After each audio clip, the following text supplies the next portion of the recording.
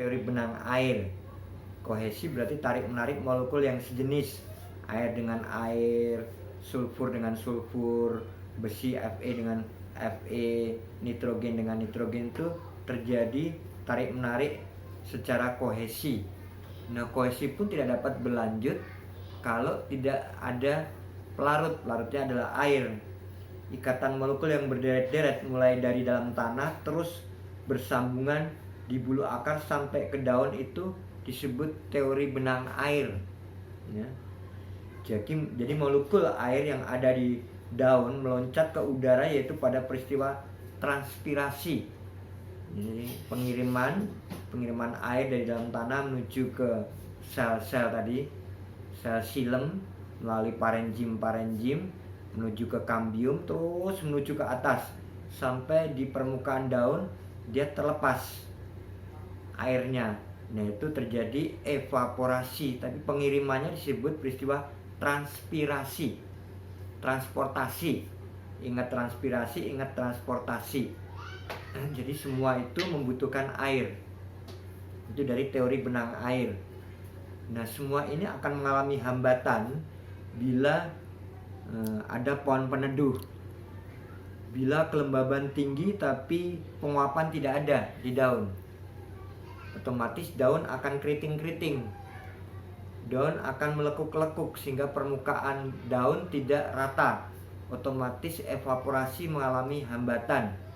Contohnya pada pohon cabai yang kita lihat di greenhouse itu pada keriting-keriting kan, karena evaporasi terhambat oleh pohon peneduh. Tapi kalaupun nggak ada pohon peneduh, terlalu tinggi evaporasi juga kehabisan air di daun. Kalau tanahnya gembur, kalau tanahnya nggak gembur, porositas tanah mungkin terlalu rapat, juga akan terjadi kekeringan di batang maupun di helaian daun. Nah, itu seimbang. Keseimbangan itu nanti perlu kamu bahas di dalam skripsi karya ilmiahmu dalam dunia pengolahan lahan ataupun menganalisa kesuburan suatu tanaman yang jadi objek penelitianmu. Itu maka disebut teori kohesi, tarik menarik antara molekul sejenis, atau teori benang air. Jadi kalau kita perbesar itu seperti air-air itu membentuk benang-benang yang sangat halus antar dinding sel satu dengan dinding sel lain. Dibutuhkan tadi permeabilitas dinding sel. Nah, permeabilitas tadi pelepasan ion-ion dikarenakan unsur kalsium yang dibutuhkan. Maka kalsium terlalu tinggi juga akan menimbulkan keasaman. Terlalu rendah juga reaksi ionisasi tidak terbentuk. Nah, ini salah satu kenapa kita memberikan kapur, ya. Kapur pengapuran pada tanah yang sudah dicangkul, yang sudah dibuat guludan-guludan tadi. Nah, kan ada yang mau tanya di poin B, C, dan D tadi, halaman 51. Enggak, di halaman 3, halaman 51 poin 3. Peredaran air serta zat makanan di dalam tubuh tanaman itu juga tetap dari dalam tanah melalui jaringan xilem. Unsur-unsur dapat melintasi ke bagian jaringan phloem secara bebas. Nah, ini di jaringan xilem itu dari bawah ke akar, tapi phloem itu mengirimkan dari atas ke bawah. Jadi dia mengikuti gaya berat konservatif gravitasi, ya, di dalam tanah ini menimbulkan gaya berat. Benda-benda yang berat akan turun ke bawah, ya, seperti hasil fotosintesa karbohidrat C6O12O6 yang berasal dari daun.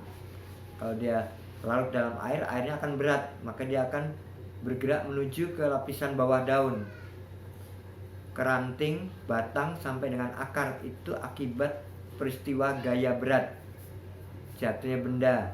Berarti gaya sama dengan massa kali percepatan. Gaya sama dengan massa kali A, M kali A.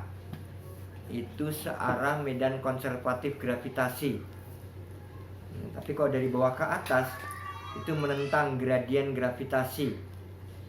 Jadi air dari bawah bersama dengan pupuk menuju ke daun itu menentang gradien gravitasi. Nah, itu beratnya. Kenapa dibutuhkan evaporasi benang-benang air tadi? Karena untuk menentang gradien gravitasi, sehingga air bersama dengan pupuk yang sudah berat tadi kenapa bisa naik ke atas. Itu dikarenakan evaporasi yang cukup tinggi. Kalau evaporasi nggak cukup tinggi, maka air dan pupuk tidak akan naik menuju ke daun. Jadi teori benang air tidak terjadi. Nah, itu salah satu hubungan jaringan ikatan pembuluh pengangkut xilem dan phloem. Kalau phloem membawa sari makanan dari atas ke bawah, kalau xilem dari bawah ke atas. Jadi hati-hati, jangan tertukar ya. Tidak pernah ada jalur yang tabrakan. Tuhan begitu hebat mengatur sari makanan yang berasakan dari pupuk itu menuju ke atas melalui jaringan xilem. Tapi hasil fotosintesa dari daun menuju ke ujung-ujung akar dari atas ke bawah itu melalui jaringan phloem secara bebas dia. Nah, bebasnya itu melalui apa? Serat-serat tadi, fiber-fiber parenkim phloem. Gitu. Nah, kamu lihat lagi di botani dari bululuk ya, itu kan ada ikatan pembuluh angkut jaringan xilem dan phloem itu sangat penting. Karena itu rusak sudah mengalami kematian bagi si batang tadi, apalagi tanaman semusim. Xilem dan phloem tidak boleh mengalami kerusakan. Nah, kerusakan itu bisa diakibatkan oleh hama penyakit tanaman, bisa diakibatkan oleh cuaca, bisa diakibatkan oleh defisiensi atau kekurangan hormon, bisa diakibatkan oleh olah lahan yang salah, dan kedalaman akar tadi tidak sampai mencapai batuan induk atau topsoil, lapisan tanah yang tersubur. Silakan, ada yang mau tanya dulu sampai sini.